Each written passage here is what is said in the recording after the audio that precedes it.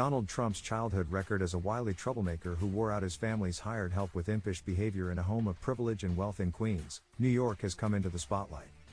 News.com can reveal the former president was supposedly dubbed the fussy one by his mother, and he reportedly needed a lot of attention.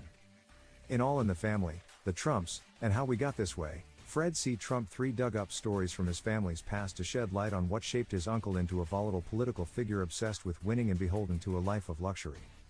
As he shared first-hand observations as well as details he'd been told over the years about Donald's tumultuous boyhood, Fred explained the Republican candidate learned early that he could get away with things.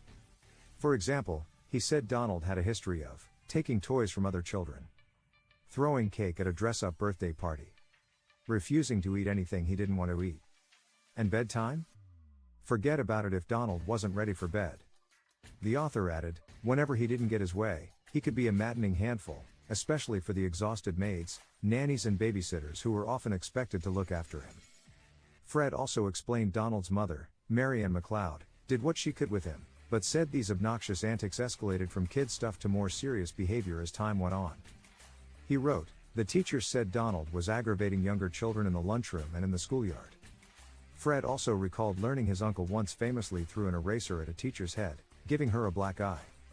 Donald, now 78, even admitted in his 1987 book, The Art of the Deal. He was an assertive, aggressive kid in elementary school. He described another instance where he gave a teacher a black eye, saying, I punched my music teacher because I didn't think he knew anything about music and I almost got expelled. The ex-president continued, I'm not proud of that, but it's clear evidence that even early on I had a tendency to stand up and make my opinions known in a forceful way. The difference now is that I like to use my brain instead of my fists. Fred claimed this forceful nature persisted until he was able to witness it himself. When Donald was in his 20s, he urged his nephew to smack his youngest brother, Rob, according to Fred's book. The author, who was a child at the time, wrote, Donald said to me, hey, Fred, hit Rob.